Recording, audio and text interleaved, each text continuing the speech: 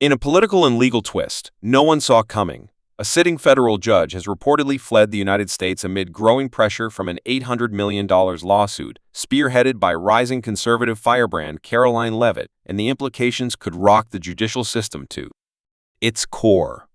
According to multiple anonymous sources, Judge Randal Meyers, once considered an untouchable figure within the D.C. legal elite, boarded a private jet late Tuesday night, bound for an undisclosed location in Eastern Europe, just hours after a federal investigator moved to unseal key documents in a case Leavitt has dubbed the ultimate reckoning, the lawsuit that brought a titan to his knees. At the center of this political legal hurricane is an $800 million civil lawsuit filed by Leavitt's legal team against several high-ranking officials, including Judge Meyers, for what she describes as a coordinated and corrupt attempt to silence, slander, and sabotage America first candidates through unlawful court manipulation. Leavitt has accused Judge Meyers of colluding with political operatives to fast-track bias rulings, suppress evidence, and delay lawsuits intended to expose misconduct in Washington. Many scoffed at the claims at first until the documents started surfacing. Leaked emails, hidden transcripts, a financial trail that raised eyebrows. And then came the motion to expedite the case. Suddenly, the narrative shifted. What once seemed like a long-shot PR stunt began to look like a judicial firestorm with real teeth and real consequences. The disappearance, what we know. Sources close to the investigation confirm that Meyers was scheduled to appear before a closed-door ethics review panel. Instead, he vanished. Airport footage shows him escorted by private security through a restricted terminal. Flight records point to a Gulfstream jet filed under a shell corporation with offshore links. Officials are not confirming the location, but one intelligence analyst suggested he may be seeking temporary refuge in a country without an extradition treaty. The FBI has reportedly been briefed. U.S. Marshals are on alert, and political insiders are now bracing for the fallout. Leavitt's response: unfiltered, unapologetic. Karoline Leavitt, never one to mince words, took to social media within minutes of the judge's disappearance going public. Her statement? The guilty run. The righteous fight. This is just the beginning. They're going to learn what accountability really looks like. She followed it up with a 3-minute video standing in front of the U.S. Capitol, declaring, "The justice system has been weaponized for too long. We are taking it back, not with violence, but with truth, law, and courage. No judge, no official, no power broker is above the people." Supporters erupted online. Hashtags like "Fleeing Judge" and "Leavitt cracks the gavel" began trending nationwide. The political earthquake. This scandal has blindsided both parties. Republican leaders are rallying behind Leavitt, calling the case a watershed moment in exposing judicial overreach. Meanwhile, Democrats are scrambling to distance themselves from the judge, insisting that any misconduct should be thoroughly investigated and punished. But behind the scenes, panic is setting in. If the allegations hold, other judges, clerks, and legal officials could be dragged into the spotlight, and Karoline Leavitt is showing no signs of slowing down.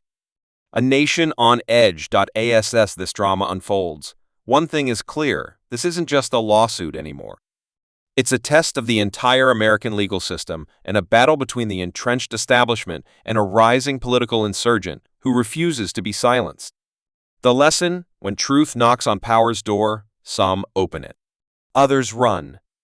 And in the end, justice isn't decided by the robes people wear, but by the courage of those who demand it.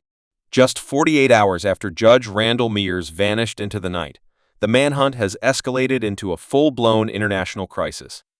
Interpol has now issued a red notice, the highest-level alert used for the capture of fugitives wanted for prosecution. Behind the scenes, authorities are working frantically to track down the disgraced judge, who is believed to have taken refuge in Belgrade, Serbia, a country with a notoriously murky extradition relationship with the U.S. Why Serbia? Intelligence sources point to a private estate owned by a shell company linked to offshore accounts in the Cayman Islands and allegedly traced back to an old political fixer with deep sea ties. The net is tightening.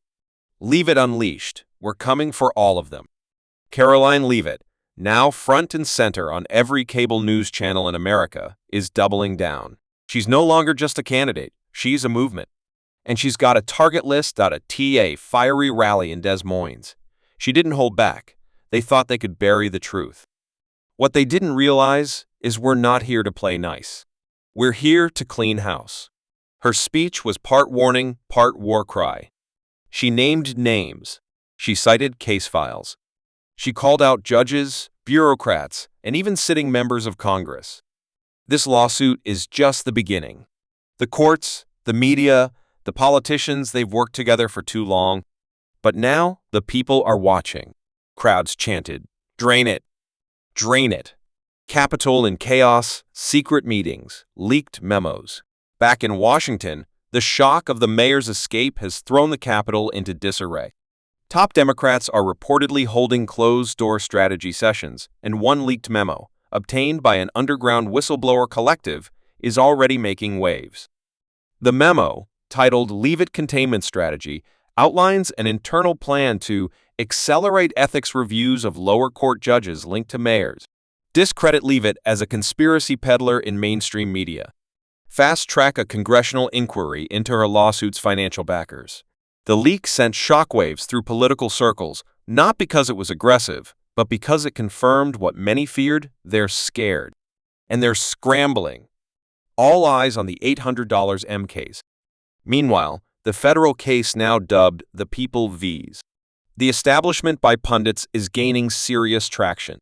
2 more judges have recused themselves in the past week. Over 10,000 new pages of documents are being reviewed. Whistleblowers are coming forward. Former aides and clerks are reportedly seeking immunity deals in exchange for testimony. One source close to the case said, "This is Watergate meets WikiLeaks, and Leavitt's right in the center." International tensions. Serbia pushes back. The Serbian government, under pressure from the U.S., has so far refused to confirm whether Judge Meyers is within their borders. But a photo leaked by a freelance journalist appears to show the judge sipping espresso at a cafe in Novi Sad, heavily guarded and looking far from distressed. The U.S. ambassador to Serbia has issued a statement calling for full cooperation in locating a fugitive under federal investigation. But Serbian officials have cryptically responded, "We do not interfere in the internal affairs of other nations, especially when they cannot keep their own house in order." Translation: don't expect help. The world is watching. With global news outlets now covering the case and American trust in the justice system plummeting, Karoline Leavitt has emerged as both hero and villain depending on who you ask. But love her or hate her, she's forcing the system to show its face, and America can't look away. The closing words: for now, in every generation, there's a moment when the mask slips and power gets exposed. This is that moment. The escape of a federal judge, the rise of a bold reformer, and an $800 million reckoning are converging into a single explosive truth: no one is above the law. And the people are done waiting for justice. As the world watched, the headlines slowly began to fade, but the echoes of the scandal still lingered in the halls of justice.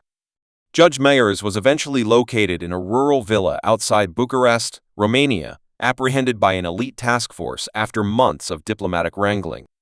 His extradition back to the U.S. was quiet, almost eerily, so no cameras, no press, no grand statements. Just a man in a suit, once powerful, now handcuffed, stepping off a plane in the middle of the night. And Karoline Leavitt? She didn't gloat.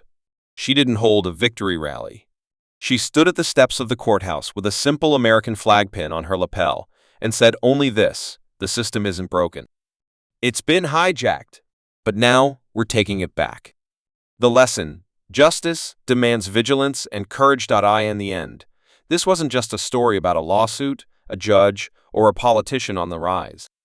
It was about what happens when power is no longer held accountable and what it takes to bring it back to heel. We learned that courage can come from unexpected places.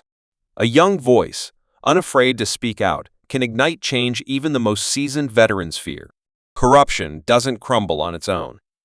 It has to be confronted, exposed, and dragged into the light no matter how powerful the players. And the people? When awake, Aware and united by truth, they're more powerful than any institution. This saga reminded America that the courtroom belongs to the people, not to the powerful.